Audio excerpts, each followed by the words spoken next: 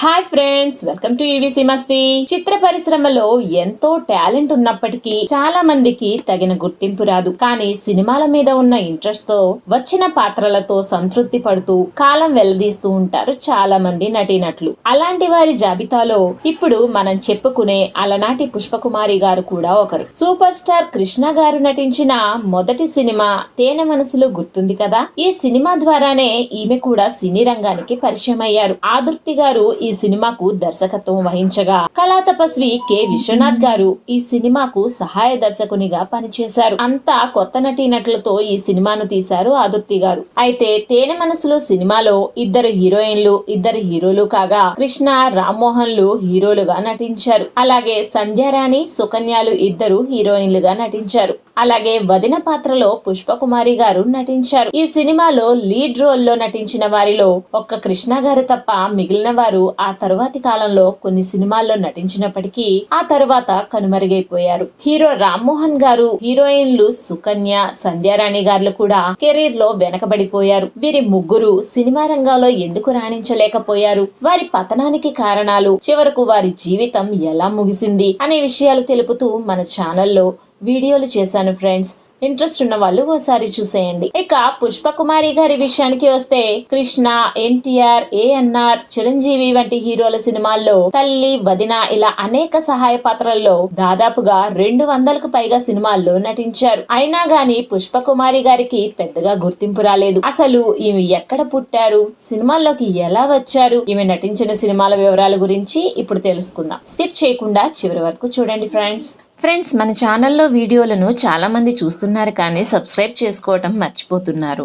మా వీడియోలు మీకు నచ్చినట్లయితే మాత్రం మర్చిపోకుండా సబ్స్క్రైబ్ చేసుకోండి ఫ్రెండ్స్. దానితో మాకు కొంత మోటివేషన్ వస్తుంది. అలాగే మరిన్ని మంచి వీడియోలు మీకోసం తీసుకువస్తాం. పుష్పకుమారి గారు 1941లో కృష్ణా జిల్లా వెన్నకోట గ్రామంలో ఓ మామూలు కుటుంబంలో జన్మించారు. చిన్నతనంలోనే తండ్రి చనిపోయారు. దాంతో కుటుంబం గుడివాడకు షిఫ్ట్ అయిపోయారు. అక్కడే ఆమె చదువుకున్నారు. చిన్నప్పటి నుండి ఆమెకు నాటకాలంటే బాగా ఆసక్తి ఉండేది. ఎలాగైనా నాటకాల్లో నటించాలి అని అనుకునేవారు. తన కూతురు ఆసక్తి గమనించిన ఆమె తల్లి పుష్పకుమారి గారిని ప్రోత్సహించారు. నాట్యంలో శిక్షణ ఇప్పించారు. అప్పటి రంగస్థల ప్రముఖుడైన ఏవి సుబ్బారావు వంటి వారి దగ్గర నటనలో శిక్షణ కూడా ఇప్పించారు. అలా తన 13వ ఏట నుండి నాటకాల్లో నటించడం మొదలు పెట్టారు. నాటకాల్లో మంచి పేరు సంపాదించుకున్నారు ఆమె. ఆ తరువాత ఆమె సినిమా రంగంలోకి కూడా అడుగు పెట్టాలనుకుంది. సరిగ్గా అదే సమయంలో అంతా కొత్త వాళ్లతో సినిమా తీసే ప్రయత్నంలో కొత్త నటీనటులు కావాలి అని పేపర్లో ప్రకటన ఇచ్చారు ఆదుర్తి సుబ్బారావు గారు.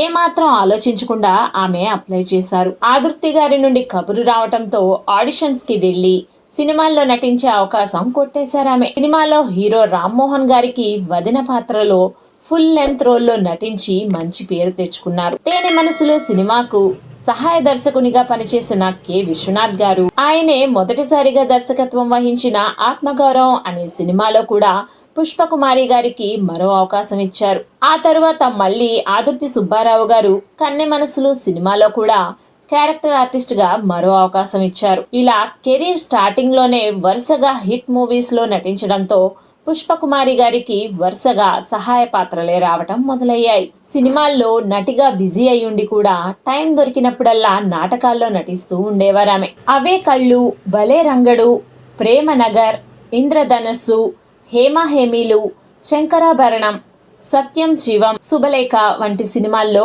ఆమె సహాయక పాత్రల్లో నటించారు. శంకరాభరణంలో అల్లు రామలింగయ్య గారి భార్యగా, ప్రేమ్ నగర్ లో గౌరిగా ఇలా నటిగా బిజీగా ఉన్నప్పటికీ చెప్పుకోదగ్గ పాత్ర ఒక్కటి కూడా ఆమెను వరించలేదు. చిరంజీవి గారు నటించిన శుభలేఖ సినిమా ఆమె చివరిసారిగా నటించిన సినిమా. ఆ తరువాత ఆమె పెళ్లి చేసుకుని సినిమాలకు దూరమయ్యారు. కొంతకాలం క్రితమే ఆమె కాలం చేశారు. ఇది ఫ్రెండ్స్ ఒకప్పటి నటి పుష్పకుమారి గారికి సంబంధించిన వివరాలు. అలాగే మరింత మంది ప్రముఖుల గురించి తెలుసుకోవటానికి మా ఛానల్ సబ్స్క్రైబ్ చేసి పక్కనే ఉన్న బెల్ ఐకాన్ కూడా ప్రెస్ చేయండి. Thanks for watching friends. జై హింద్.